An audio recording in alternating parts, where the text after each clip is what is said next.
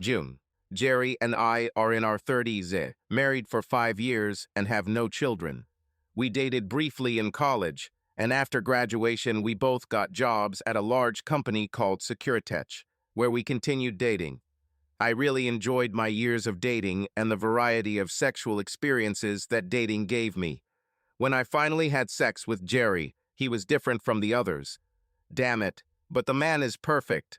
I don't know what happened to us after that. It seems to me that I was ready for a serious relationship with him, but he did not ask me to meet. And when he finally did this, I had already agreed with someone else and was forced to refuse him. A few days later, he left Securitech and started his own business. After that, we only saw each other occasionally, when he would drop by the Friday bar where Securitech employees gathered. One evening, when I was there alone, I invited him to join me for wings and another beer after everyone else had left. I asked him how he was doing and if he missed working at Securitech, and was surprised and delighted when he said that the only thing he missed was seeing me every day. Hell, I missed him too, and although I don't remember everything, we somehow ended up together after that and later, despite my desire to avoid long-term commitments and enjoy everything the world had to offer. I realized that I loved Jerry and wanted to be with him. And when, after some hints, he proposed to me, we got married. We became friends with Ralph and Mary, our housemates. They moved into our neighborhood just a month after us, and although they were 7 or 8 years older than us, we quickly became friends. We were able to buy this house because Jerry's business was very successful, and we are now quite wealthy. Mary and her sister received an inheritance from their mother, but before the inheritance was finalized, the sister died and her husband insisted that Mary receive the entire inheritance. This money allowed them to afford to live here too. We shared property lines, cleaning services, and many common interests, and the age difference didn't seem significant. We dined at theirs and they at ours, and we often went out together. All this time I did not notice anything that could be considered more than normal sexual innuendo between the four of us. I liked Ralph and I could see that he was attracted to me too, but neither of us said or did anything about it. The same could be said about Jerry and Mary. Ralph and Mary were an attractive couple, and I think by most people's standards we were attractive too, so there must have been a mutual attraction.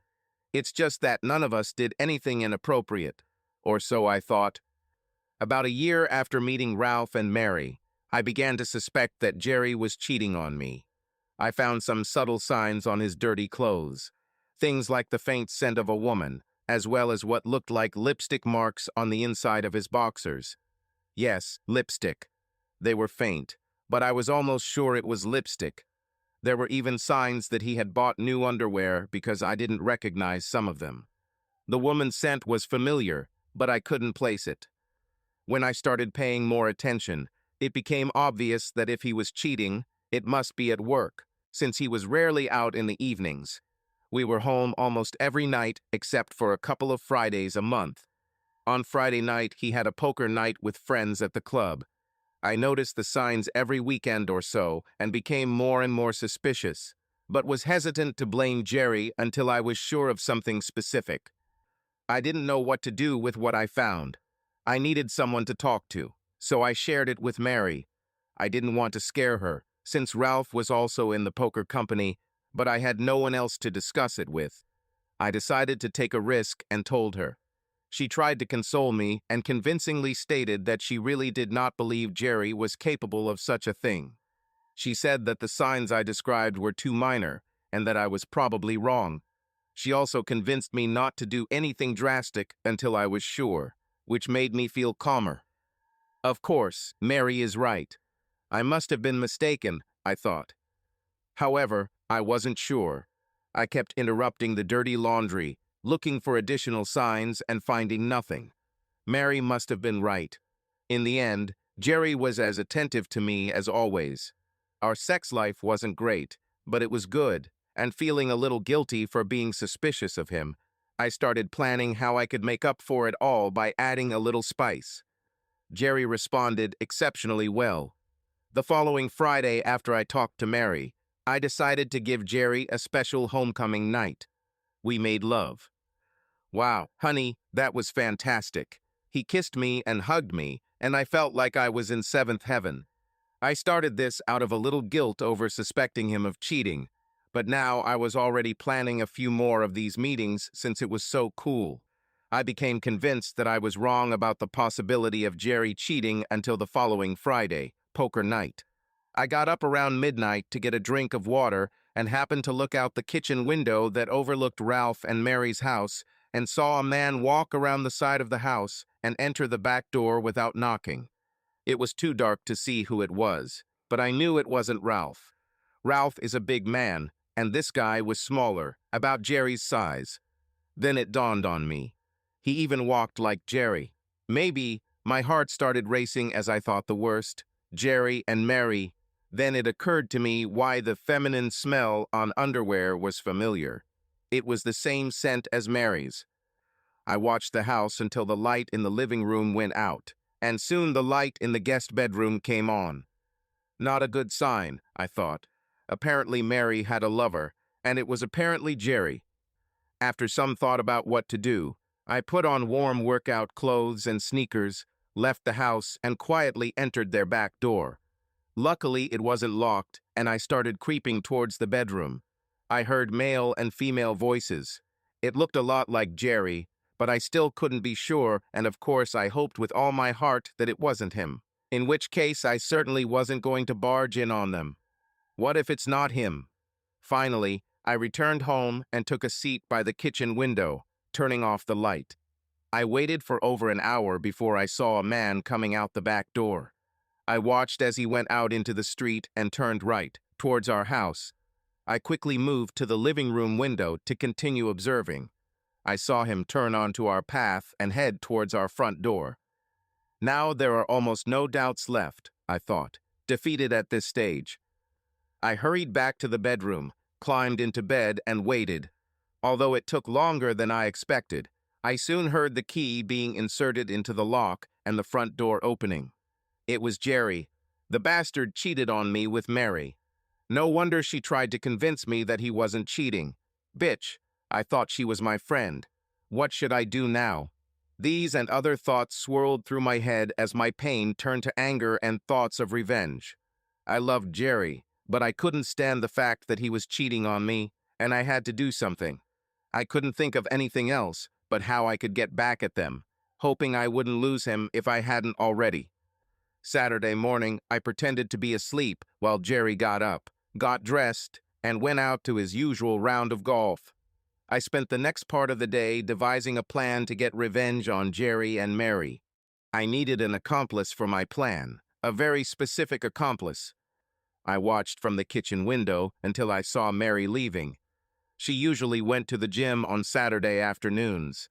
I immediately called Ralph. Hello. Hi, Ralph. It's June. Hi, June. Glad to hear your sexy voice on such a beautiful Saturday morning. Thank you, Ralph, but this is not such a great day for me. I have a serious problem, and I need to talk to you. I know Mary is not home right now, and I was wondering if you could help me. You know I'll do everything in my power to help you. June, just tell me what you need. I wouldn't like to discuss this over the phone. Can you come over? Of course, I'll be there in 15 minutes. Thanks, Ralph.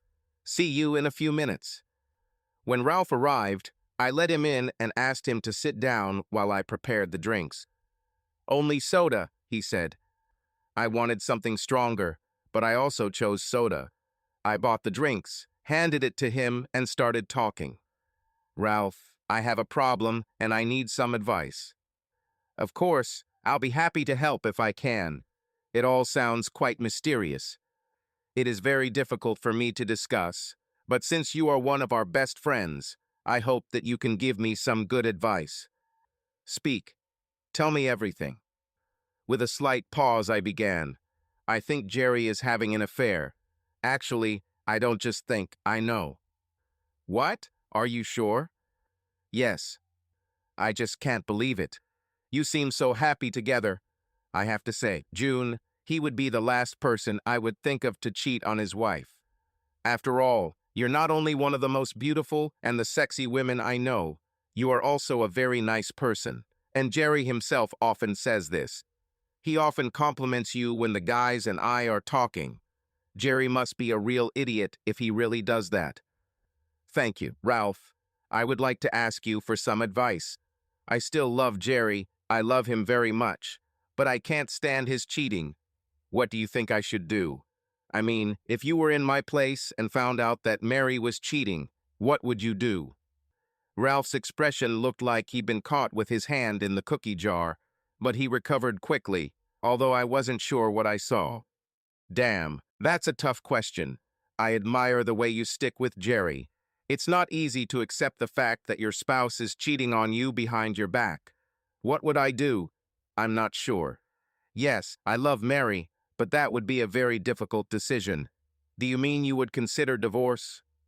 Well, it would depend on the circumstances. But yes, if she was doing it behind my back, I would think about it. But when it comes down to it, I would probably try to resolve the situation somehow. I have to say that the thought of Mary doing something like that never even crossed my mind, he said with a laugh. Maybe I should think about it. I'm glad to hear that because my problem is also your problem, Ralph. What do you mean, my problem too? Jerry sleeps with Mary. He was amazed. What? You're kidding, right? No, I'm not joking. I wish I was joking, but unfortunately, I saw, or better yet, heard them last night. They didn't see me, but I heard everything. When I saw him leaving your house, I waited a while and soon Jerry came through the front door. Damn, June, are you sure about this? I know Mary loves him. She said it often, but I don't know if she could have done it behind my back. Damn, Jerry and I were together last night, though he left before me. Shock and perhaps fear flashed across his face. I think Jerry left the poker game earlier and went to your house. He seems to be doing this a couple of Fridays a month for a while now. I found a foreign scent on his underwear and even traces of lipstick. And it's Mary's scent, Ralph. I'm sure of it. I continued. His expression changed from shock to anger. That bastard. He's actually been gone before lately, a few times, now that I think about it. And if you'll pardon the expression, Mary does have that obsession with lipstick. And this morning at breakfast, Mary seemed different, nervous in some way. That's the reason. That bastard said he wanted to go home to his sexy wife. So he was with my wife. Yeah, he lost his temper. I'll kill this bastard. Wait a minute, Ralph. I have a proposal for you. I want to get revenge on both of them and teach them a lesson at the same time. If you agree, we could have some fun and get revenge at the same time. After he calmed down, Ralph agreed to listen to me. Okay, what do you mean? Before I tell you my plan, I would like to ask you a personal question. Yes, please ask. Do you find me attractive? I mean, have you ever thought about me in a sexual context? He's a little taken aback. He hesitated, smiled, and replied, You took me by surprise. I could lie and say that I didn't, but the truth is that I have fantasized about you many times. You are a very beautiful woman. Mary and I once. He hesitated, looking almost embarrassed, then continued, I want you to understand that these were just fantasies. I never seriously considered taking action. I love Mary too much to do anything that would harm our relationship. Why are you asking? I wanted to ask what he started talking about Mary, but decided not to spoil the atmosphere and said, I had similar thoughts about you. You are a very sexy man. I think almost everyone fantasizes about other attractive people. It's forbidden fruit syndrome. I'm very flattered, June. I had no idea. Now that I knew Ralph was attracted to me, I laid out my plan to him. He was inspired and was confident that we could accomplish this. We discussed all the details for the next hour. He left with a big smile on his face. I have to admit that I had a smile too. Even though I was upset about what Jerry and Mary had done, my plan with Ralph worried me. I gathered all the necessary materials and waited for Jerry to return from golfing. Jerry returned home, took a shower, and we had dinner. After dinner, he dozed off in his rocking chair as usual. Soon Jerry woke up, and I got his attention. I said I wanted to try something new and blindfolded Jerry. Then she sat him on a chair in the bedroom and tied his hands and feet. Jerry asked if I tied him too tight. I told him that everything was fine and that I was planning to give him an unusual performance. I left him tied up and called Ralph. After a while, Ralph came, and I led him into the bedroom to the tied-up Jerry. After removing Jerry's blindfold, I explained that I had found out about his affair with Mary. I decided to take revenge in the same way to have sex with Ralph in front of Jerry. Jerry denied cheating and begged him not to do it, but we were adamant. I told him I loved him and that I hoped we could get through this ordeal. I left him tied up so he could think about how to make amends. I threw on my robe and let Ralph wear Jerry's robe for the ride to his house. We left Jerry tied up and went to Ralph's, where Mary was in the same position as Jerry.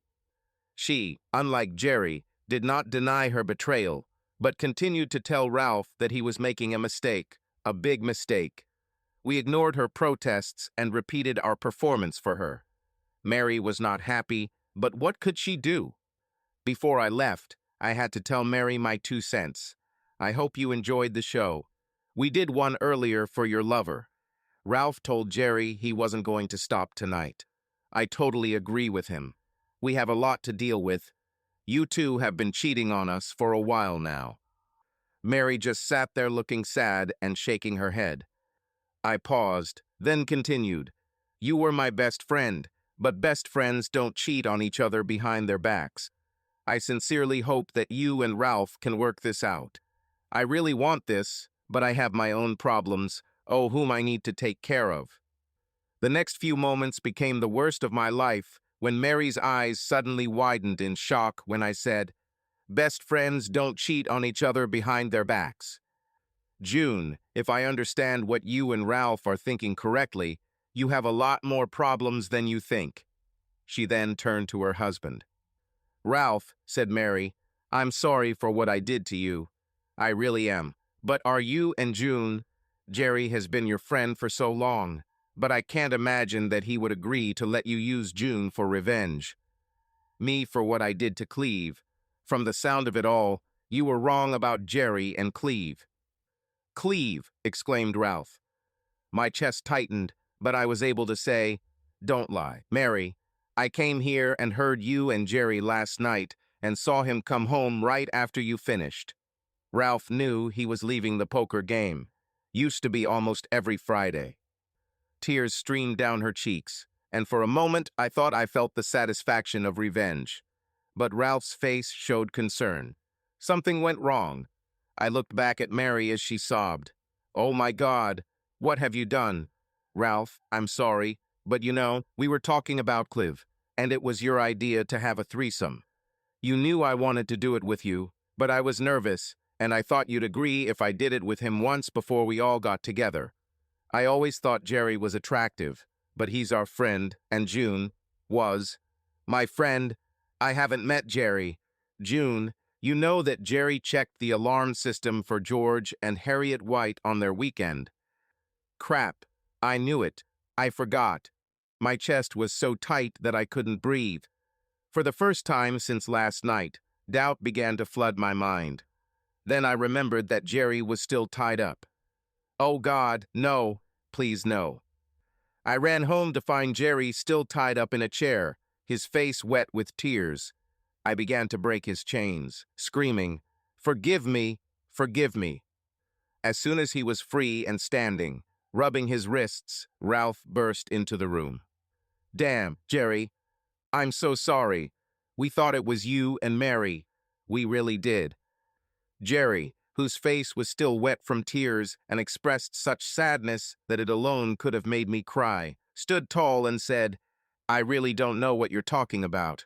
I feel bad.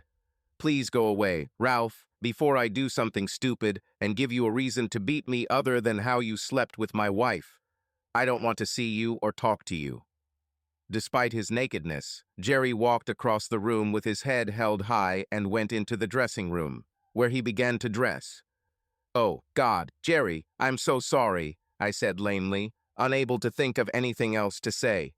After a few moments, it was obvious that Jerry was about to leave.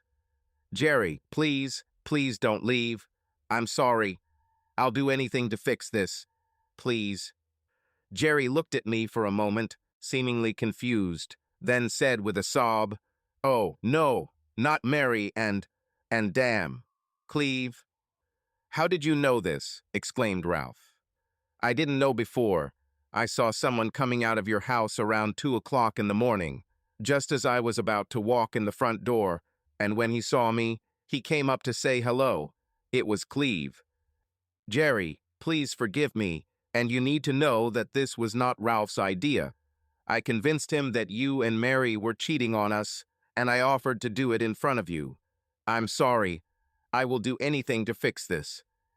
June, I won't stay here tonight, and I won't discuss this anymore tonight.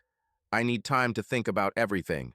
No matter what I come up with, I'll call you tomorrow or come here, but I'm not here tonight, I'll stay."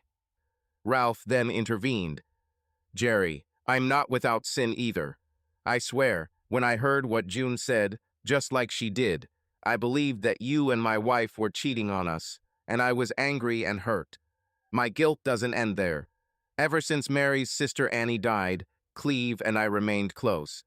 You know, he didn't even take Annie's share of her parents' inheritance. Over time, I suggested that many consider the possibility with Cleve and me." Then he lowered his head, as if ashamed, and continued, apparently addressing both of us. "We love each other very much. We both love Cleve, and it would seem very exciting, but from what I understand, Mary was nervous to begin with. June, now you know that they met last night, not so much behind my back, but rather to better prepare for my fantasy. Because of some other things, you come home right after Mary sees someone. Cleve, leaving my house. You are late on Fridays because of poker, and you forget that. Checking the alarm for your clients, and I realized there was some suspicious stuff in the laundry basket. We thought it was you and Mary. I did a terrible thing, Jerry, and I can't say how sorry I am." "Fuck off," Jerry snapped, then turned to leave. As he was leaving, he turned around and said, "Think about it, Ralph. There's no reason to go. You can stay and be with her all night, but I don't need to be a spectator." With these words, he went out to the garage, got into the car, and drove away. It hurt, but I deserved it. Moments after Jerry left, Mary entered the house. What a change from earlier when Ralph and I put on a show for her, and she put up with it, thinking it was Ralph's revenge for her time with their brother-in-law Cleve, a situation he clearly encouraged. Her anger was so visible that I recoiled from it, a real contrast from before when I was in control. "Ralph, you just ruined one of the best men we know. Of all the men this could happen to me, you should have known he would be the last." She said this angrily. She then shouted, "My first choice, to be honest, but the last one to actually be there." Then she calmed down a little and turned to me. "June, he was the last person who would have been there because Ralph and I had already offered to do an exchange, and later a threesome without you, and he didn't want anything to do with it. He wouldn't do something behind your back and wouldn't approach you with this proposal, because I didn't want it to seem like he loved you less than he really did. What I did to Cleve without telling Ralph was a mistake. It was part of my own insecurities. Ralph wanted it so much, and I was afraid of not being able to handle it if I had to do it with both of them for the first time. I asked Cleve to come here while Ralph was at the poker game so that we could meet alone, and I could be better prepared to please them both when we are together.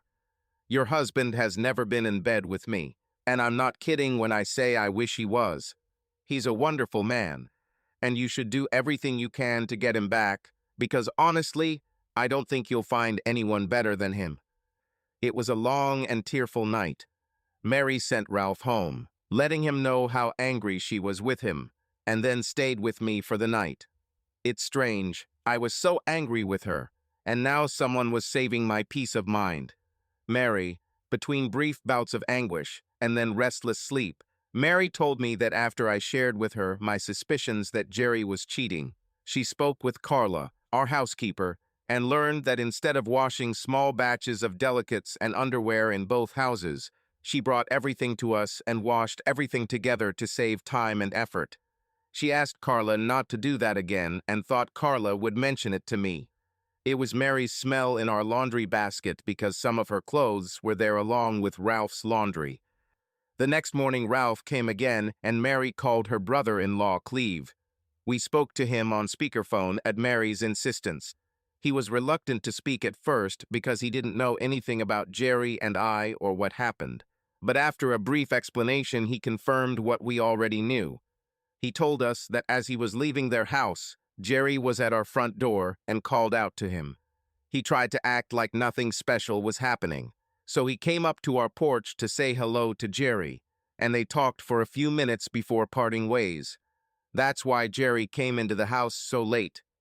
I slept intermittently for part of the day, jumping up every time the phone rang. Throughout all this time, Mary was nearby, who tried to help me get some rest. Around 2:30 p.m. The phone rang again, and, as always, Mary answered. After the conversation, she came into the bedroom to tell me that Jerry was returning home from the White House, where he had spent the night. I've never been so excited in my life.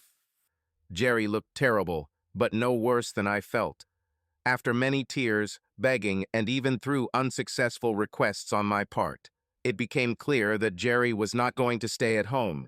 He was considering moving out while he tried to sort out his feelings. He wasn't friendly, but he wasn't violent either. He calmly explained that he was in pain and that he didn't want to stay with me yet.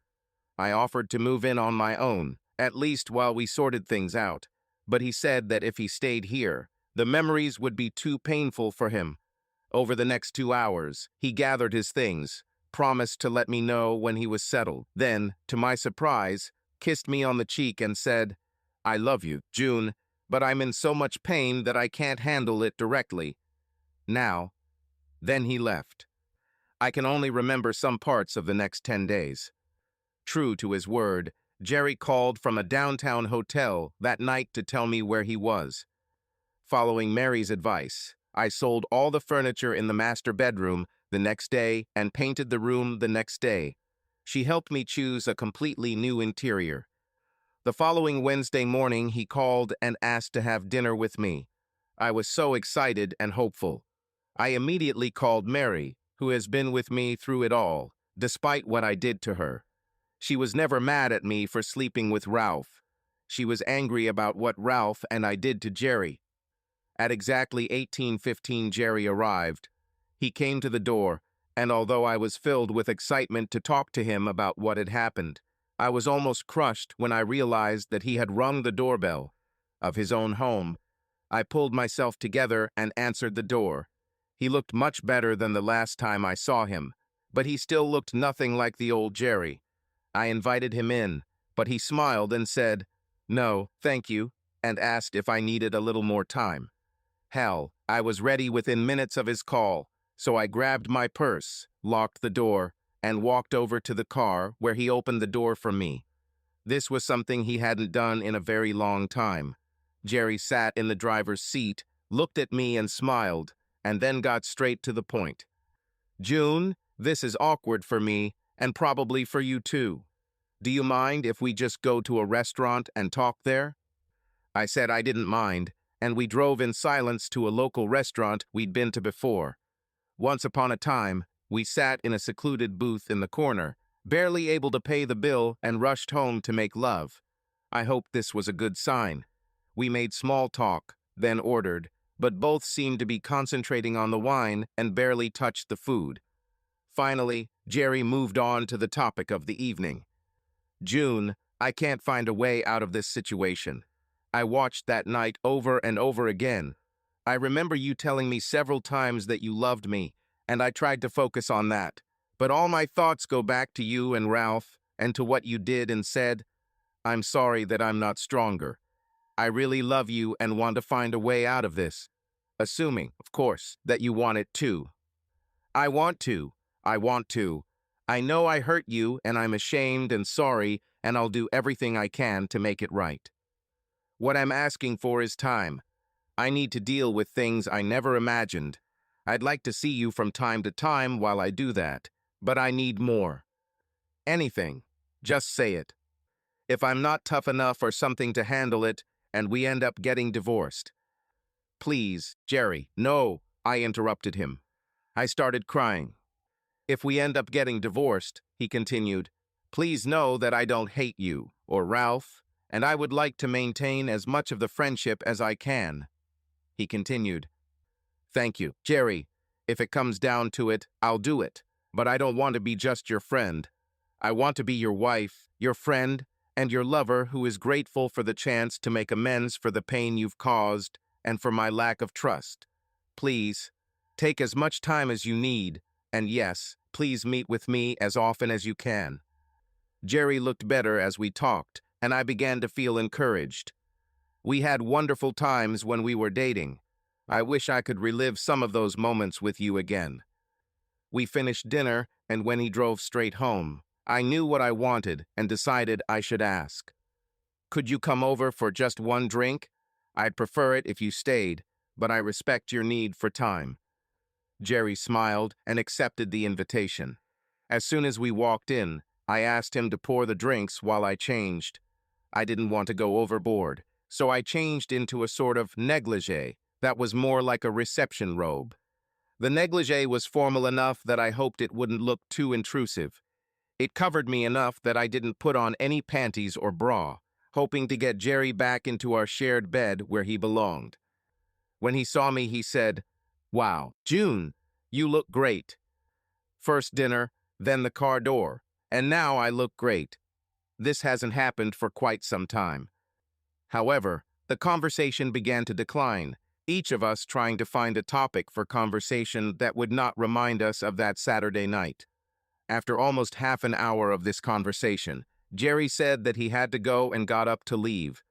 I walked him to the door and was glad to receive a kiss, even if it was on the cheek. I'm sure there were tears in his eyes when he walked away and we stood looking at each other. Despite my promise to give him time, I leaned forward and kissed him on the lips. He soon, gently but persistently, pulled me away. "I'm sorry, June. I really wanted this. I really did," he said as his tears started flowing, and soon I started crying too. He left.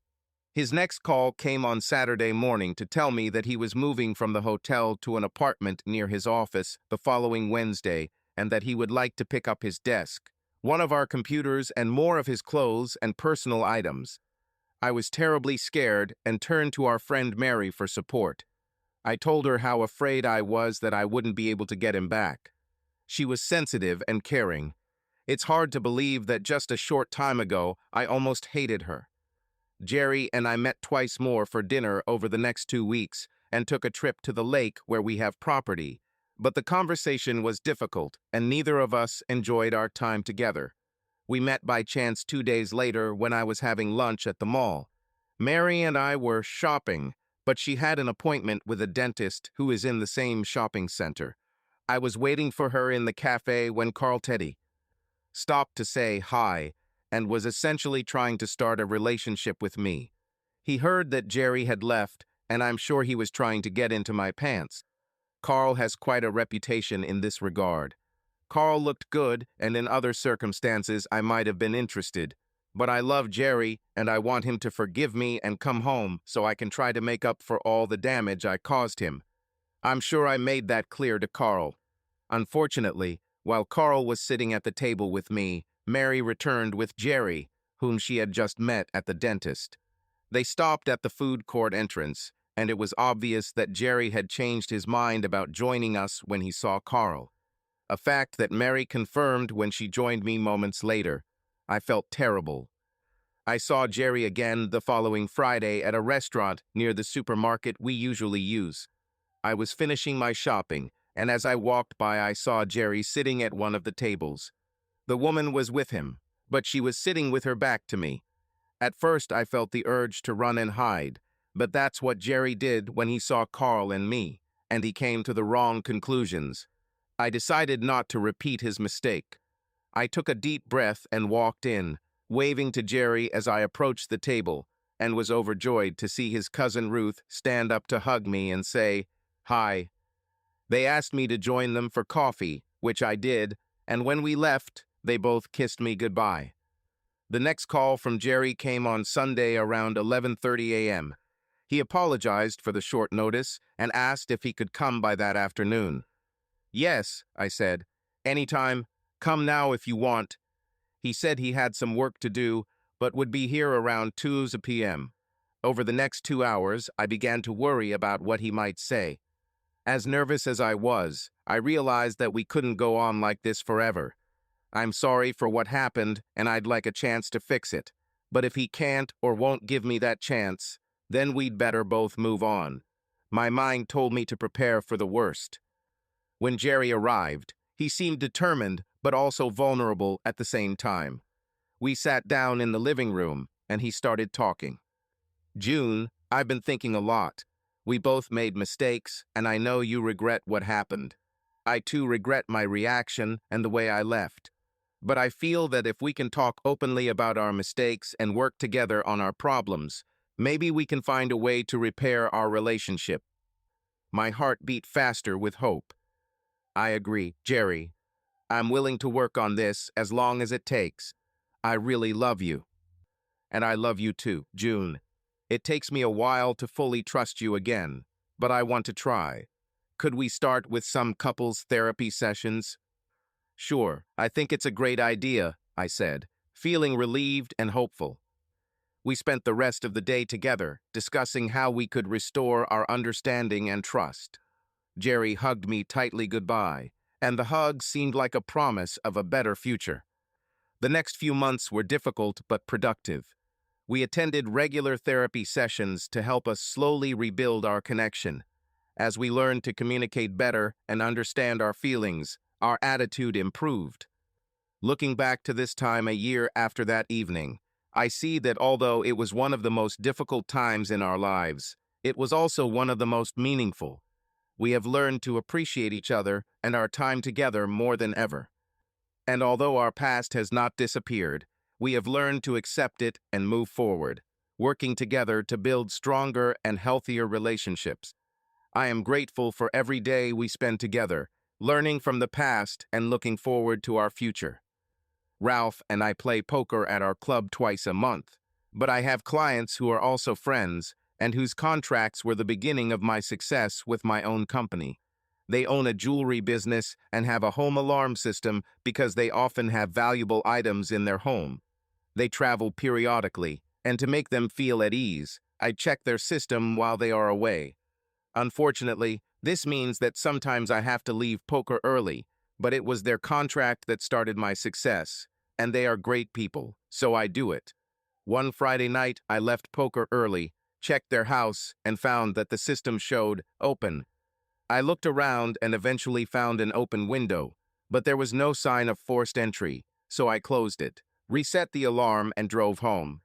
As soon as I arrived home, I saw a man coming out of Ralph and Mary's house, and since he was too short to be Ralph, I became suspicious and began to go over to check.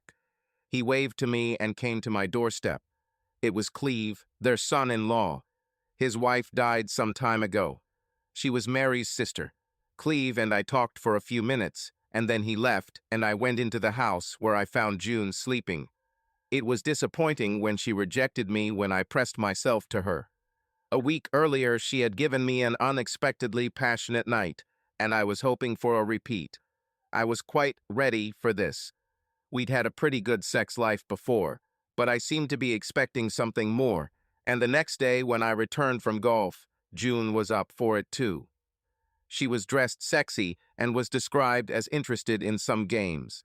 This seemed like a continuation of last Friday night, so I took off my clothes and let her tie me up by the chair and, as she said, play with me, expecting me to tie her up and do the same. June looked so beautiful and sexy, and I felt like I had died and gone to heaven. Before the evening was over, I found myself living. But I was in hell. Once she had me securely tied up, she brought our neighbor Ralph into our bedroom, and as payback for the alleged affair they alleged between Mary and me, my wife June had sex with Ralph. She claimed I was with Mary last night, but I was at the Whites and remembered too late that I had to reset their alarm and the computer clearly recorded that I was there because I had to use my own code. They claimed that my clothes smelled like Mary's perfume, and that her lipstick was on my underwear, and even that I had new underwear that I wore just for her. I knew it wasn't true, but they didn't listen. I became desperate, that he hoped it was all a dream, and that I would wake up and everything would be okay, or that it was a joke and Mary would show up soon. But this did not happen, and despite my protests, June called me a liar and announced that she would have sex with Ralph and perhaps even other men. They then left me tied up, apparently to repeat the process in front of Mary. It occurred to me that my marriage was over. They disappeared for a long time, and through the heartache I realized that this would be really bad. I loved June with all my heart. I was looking for a way to deal with it, and all I could think about was revenge. But somewhere at the bottom of my soul, I remembered my mom's words that when your heart is broken like this, in time you will get better, and that's what you will remember most. It's not the pain, but how you dealt with it. You will either be ashamed of how badly you did, or you will find comfort in maintaining your dignity despite the pain. I decided to behave with dignity. Although I was angry and hurt by what they had done, I decided that there was no way I would rush into plans for revenge or say or do anything to humiliate myself further than they already had. I was shocked when I heard June burst into our house screaming, "I'm sorry," again and again. When she reached the bedroom, she broke the ropes, continuing to apologize as she did so. Ralph followed her in, also apologizing. Out of breath, she told me everything she saw and heard, which convinced her of my betrayal. She was hysterical and crying, and it was difficult to understand what she was saying. But it was clear that I had a vision in my mind of her having sex with Ralph, and I could still hear her telling me how great he was doing. Then something clicked.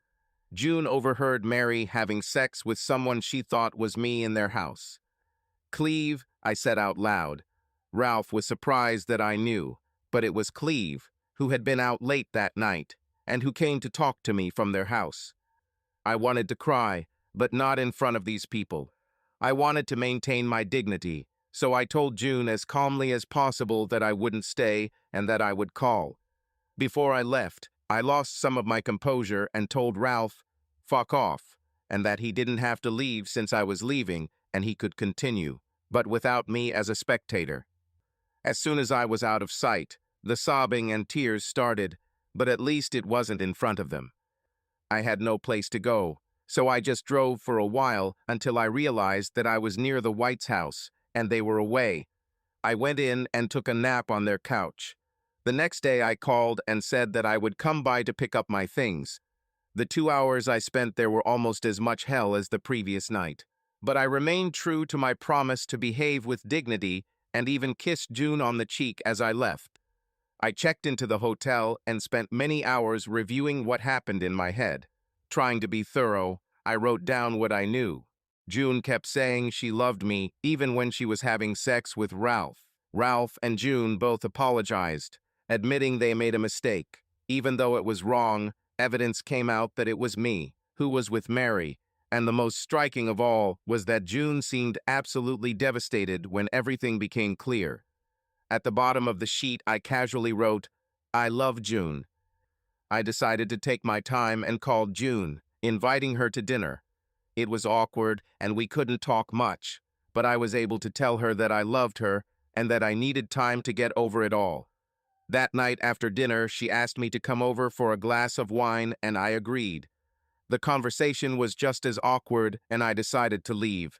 But as I was leaving, she kissed me goodbye embarrassed. I pushed her away, apologized, and left. For the next 2 days, I tried to rationalize what had happened. It was traumatic.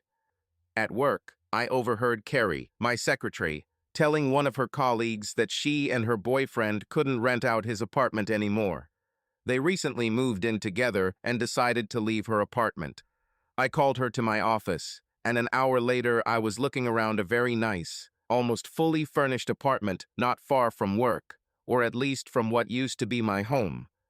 I called June to tell her the news and was surprised how upset she was.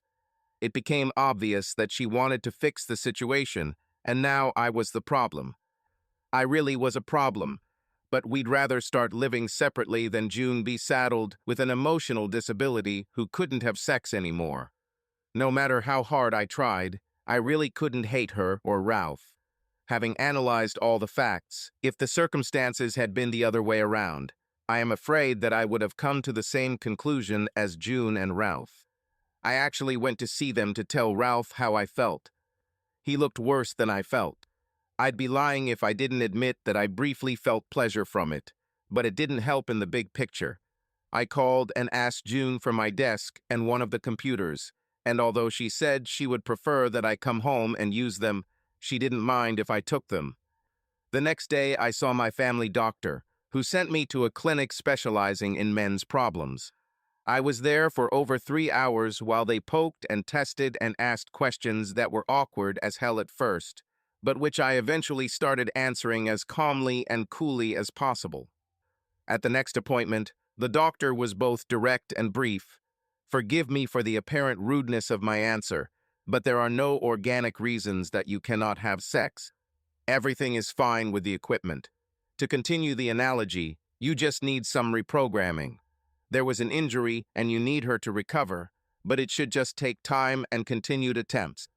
Occasional failures are normal even when there is no injury.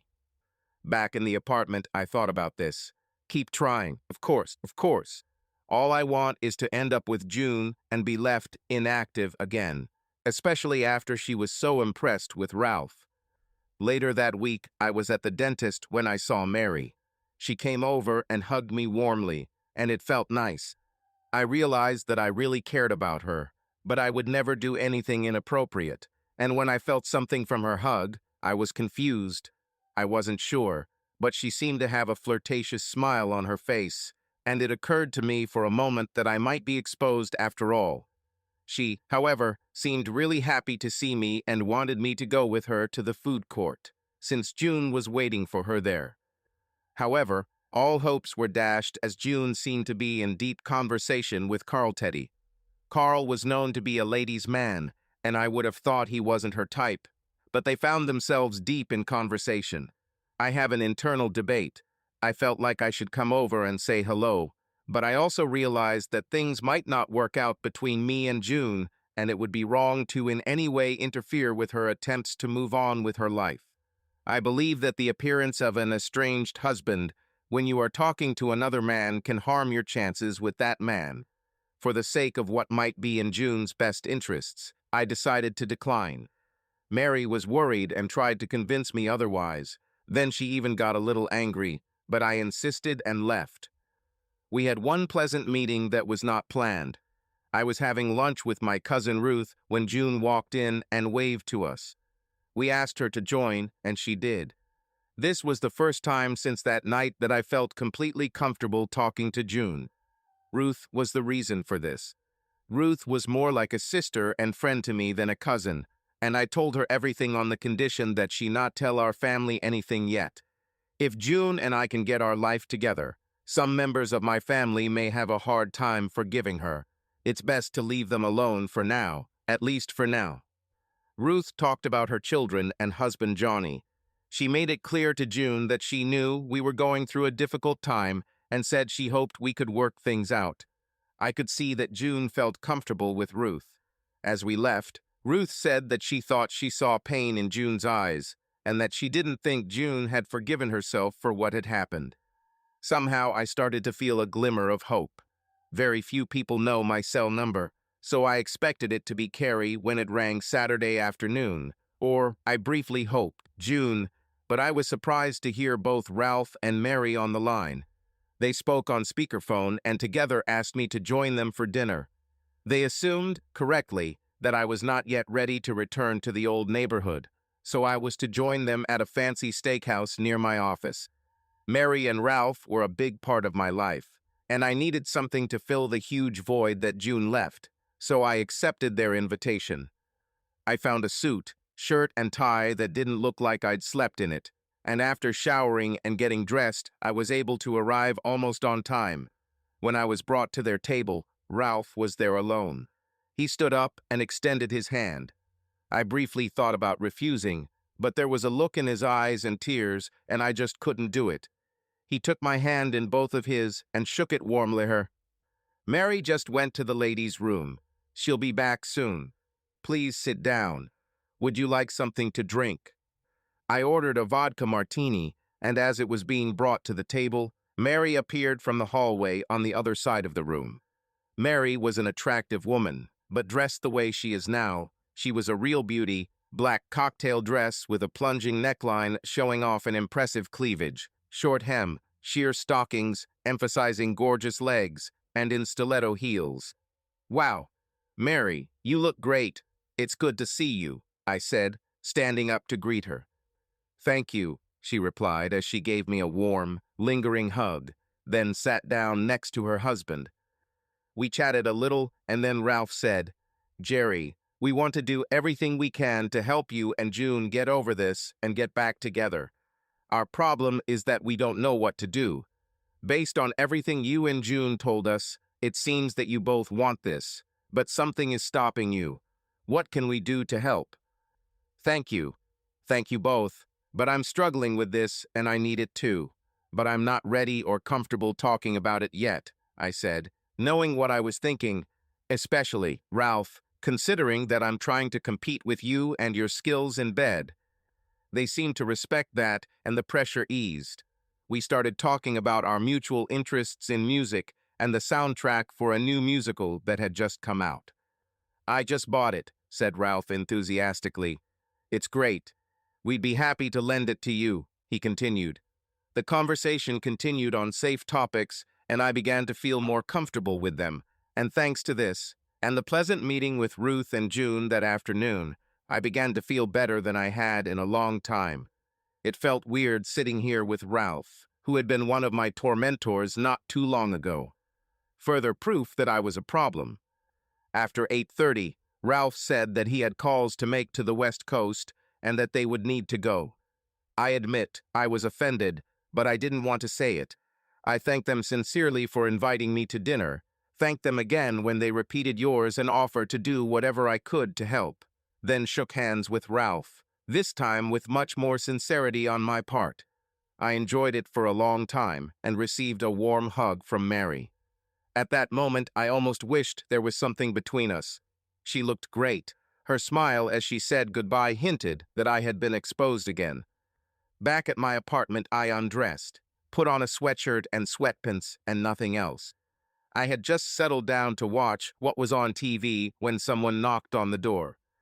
It was Mary, if that was even possible, looking even sexier than she had at dinner. Hello again.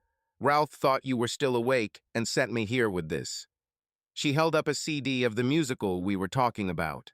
She handed it to me as she passed by, took off her shoes, and headed into the living room.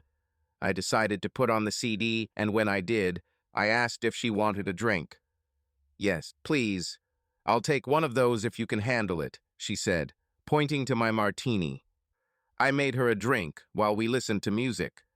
Ralph's right. It's really great, I said. Looking me straight in the eye, she said, yes, sometimes he's right. I decided that no answer was required. Is there a chance, she began, that you could talk to me about things more comfortably than you could with Ralph or with both of us? I felt better as our dinner conversation continued, and was disappointed when it ended, but replied, maybe, Mary, maybe when we have more time. Ralph says he has a lot of calls to make, and I have nothing else pressing to do. What about you? As I sat looking at Mary, trying to formulate an answer, many conflicting thoughts arose in my mind. I wanted to talk. The conversation earlier made me feel better. The thought of talking to Mary, how wonderful she looked at that moment, was nice. I didn't want her or them to feel sorry for me. Mary was dressed the same as she was for dinner, and perhaps I just hadn't noticed before, but she definitely wasn't wearing a bra now. I'm sure the top 2 buttons on the front of her dress were buttoned at dinner. Now they were unbuttoned. It was starting to look like a design. Did I care? With a straight face and at least initially good intentions, I said, thanks, Mary, I'd like to talk. Are you sure this is okay? She smiled. everything is fine.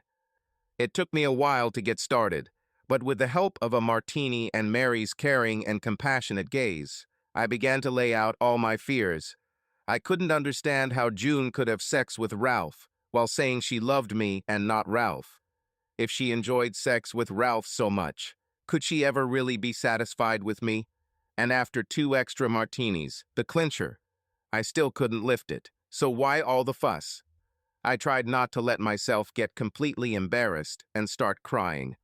Apparently Mary noticed because she moved to the couch and hugged me. It was nice. We made love. The dreams must have been pleasant, unlike most of the dreams in recent weeks. We need to talk. Mary's beautiful face smiled at me, and she said with obvious sincerity, "You love me, don't you?" My look of shock gave me away before I began to literally stutter. "Mary, I think." She laughed so beautifully that I had to laugh too. "You don't love me at all. You love June, don't you?" I nodded. "You just had sex with me, but you know you love June. Are you sure you can't accept that June could have sex with Ralph and still love you?" She got ahead of me. I struggled for words to express the difference, but she beat me to it. They shouldn't have done what they did, and it was terrible for June to let you think that Ralph was better or at least as good as you. But it was a mistake, a terrible mistake, and perhaps the most important thing about making a mistake with someone you love, it's forgiveness. You've already forgiven her. It will take her a long time to forgive herself. I could only look at this wonderful friend who was helping me do what I needed to do. Overcome yourself. I need to ask you something. Please ask. Is there anything about what I did last night or what happened that would make you think I was faking it? Either you're the best actress I've ever known or you weren't faking it, I said, trying not to sound boastful. I wasn't pretending. Now, considering that and adding the fact that I'm married to Ralph and love him very much, what makes you really think that June would think about him more than about you? You're a wonderful lover. Better than that, really. I expected much better. You are different from Ralph. No better or worse in technical terms, if you can be technical on such matters. Be careful and listen to everything I tell you. For me, making love with Ralph is better than sleeping with you. Only because I love him. June doesn't love him. She loves you, and I'm sure that even if Ralph was so good that night, she would still prefer to make love with you than sleep with Ralph.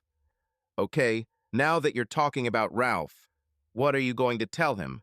You'll have to keep it simple. I'm not a very good liar. "Hello," she exclaimed. "You don't seem to be listening or connecting the dots well." Then she added quietly, "At least initially, it wasn't my idea. Remember that CD Ralph wanted to share with you? He didn't actually have it. He never had it. When we left you. Last night, he went to the mall, bought one, and then insisted that I bring it to you. I suspected that he had other intentions, so I asked him directly what he expected me to do. He spent a long time convincing me that he loves me, that he feels terrible for what he did to you, and that you might need a confidence boost. I asked how far he expected me to go, and he said how comfortable I would be, and no more. This left me a lot of room to maneuver. He was the one who insisted that I wear this dress. Jerry, I would never have come here without his support. I have already made a serious mistake of this kind. I'm not going to repeat this again. He made a mistake and wants to do everything he can to make things right. I smiled, and it seemed to me that tears were welling up in my eyes. Go home and tell your wife that you love her, that you will forgive her, and most importantly, remember that she loves you, and there is no reason that you cannot feel confident in yourself and in her. Then she kissed me and got out of bed, starting to get dressed. I put on a robe, and when she finished dressing, I walked her to the door, hugged her warmly and affectionately as best I could. She kissed me on the cheek and walked out the door, turned around and said, "June feels very guilty, as she should, and will look for ways to make things right. Let her do it. It could be a lot of fun for both of you and really good for you. I'll tell you a secret. I definitely enjoy everything that Ralph does to get out from under the bunk. and a few minutes after I get home. I think he will enjoy it too. I called June and apologized for the late notice, asking if she could meet me that evening. I received what seemed to me an enthusiastic yes. I headed to the shower and to a new start in my life. Subscribe to our channel so that your second chaff doesn't cheat on you, and go ahead and listen to the next story, because this story is nothing compared to the next one. If you're under 18, don't even think about listening to the next one.